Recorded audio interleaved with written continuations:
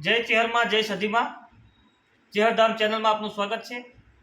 સતત 11 દિવસ બહાર રહેવાનું હોવાથી આજે હું આપણે બહારથી જ વિડીયો આપણી સમક્ષ રજૂ કરી રહ્યો છું।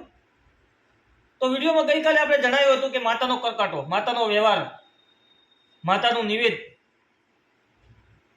કઈ રીતનું હોય છે અને નિવેદ પાછળનું કારણ શું હોય છે। ગઈકાલના વિડીયોમાં જોયું, આજે આપણે જણાવીશું કે માતાનો કરકોટો, કઈ માતાને કેટલો કરકોટો આપણે આપવાનો હોય છે।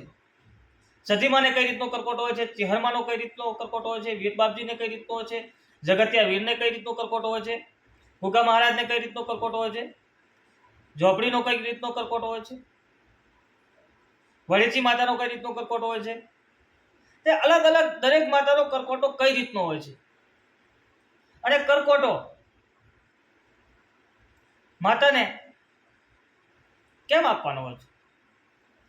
ઘણા લોકો તો કહે છે કે અમે તો કંઈ આપતા જ નથી, 12 બસ દીવા અગરબત્તી કરીએ ને હવન કરીએ, વાત પૂરી થઈ જાય।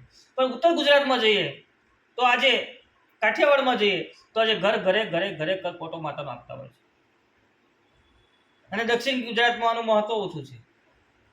એકચ્યુઅલ જે ભણેલા ગણેલા છે એમને આની ખબર જ હોતી નથી કે માતાનું નિવેદ શું છે।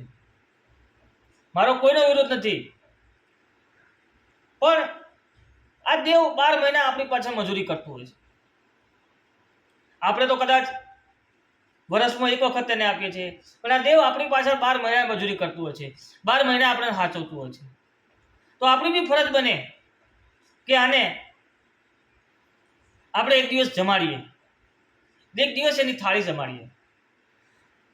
તો દરેક દેવના કરકોટા કઈ રીતના હોય છે અને શું આ માતાને કેવી રીતે કરકોટો આપી શકાય। તો ઘણા બધાનું કેવું એવું હતું કે અમને અમારી કુલદેવી ખબર નથી, અમને અમારો કરકોટો ખબર નથી। તો આ વિડીયો ખાસ એમના માટે છે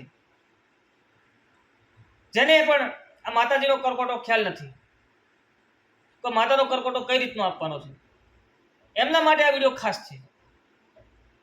તો આ વિડીયોની અંદર આપણે માતાજીનું નિવેદ કહો, માતાજીનો કરકોટો કહો, માતાજીનો જાણ કહો, તમારી ભાષામાં તમે ગમે તે કહેતા હોય, માતાની પડલી કહેતા હો, માતાની 12 મહિનાની થાળી કહેતા હો, પણ તમારી ઘરે જે માતા બેઠી છે,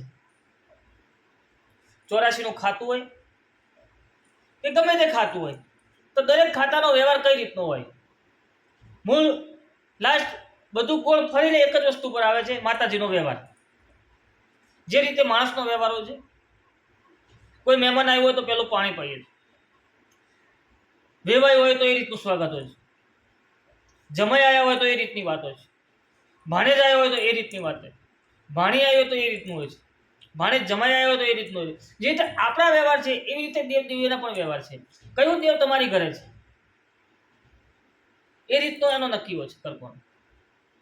જે રીતે માણસનો વ્યવહાર કરતું હોય છે, કલેક્ટર જોડે વાત અલગ હોય, પટાવાળા જોડે વાત અલગ હોય, દેવની પણ કંઈક એવી જ સ્થિતિ છે। જે સંસારના વ્યવહાર છે એવા જ દેવગતિના વ્યવહાર છે અને એવી રીતે દેવગતિના વ્યવહારમાં ચાલવું પડે। સંસારના વ્યવહારમાં કદાચ તમે બોલીને ફરી જો ચાલશે, પણ દેવગતિના વ્યવહારમાં, માતાના વ્યવહારમાં એક વેણની કિંમત હોય છે। એનું જો એક વેણ ખવાઈ જાય તો વાત પૂરી થઈ જાય છે। તમે કરોડો દીવા અગરબત્તી કરતો, કરોડો લાખો વાત કરી લો, પણ માતા એના વેણમાં જ વાત કરતી હોય છે। અને હા, મનાવતા આવડતું હોય તો હાજે કદાચ તમે મનાવીને ઘરે લાવી લો, પણ માતા જોડે એ રીતનો વ્યવહાર હોય તમારો, હાજે મનાઈ જાય ક્યારે, સવારમાં રિહાઈ હાજે ક્યારે મનાય, ક્યારે જ્યારે તમારા મોતેડામાંથી તમને તો માતા વગર ના ચાલે, પણ માતાને તમારા વગર ના ચાલે એવી સ્થિતિ હોય તો એ હાજે મનાઈ જાય છે। ઘણા બધા કહેતા હોય છે કે માતા સવારે રિહાઈને હાજે મનાઈ જાય, ક્યારે મનાઈ જાય કે જ્યારે તમને તો માતા વગર ના જ ચાલતું હોય, પણ માતાને તમારા વગર ના ચાલતું હોય, આવી સ્થિતિ હોય ત્યારે માતા સવારે રિહાઈ હોય તો બપોરે ટવકો કરીને ઊંઘમાંથી કદાચ ઉતાવ જગાડે કે હોજે આટલું મારું કરી નાખજે, તારી આ ભૂલ છે। એમનો માતા એવી માતા છે દુનિયાની અંદર, નથી એવું નહીં।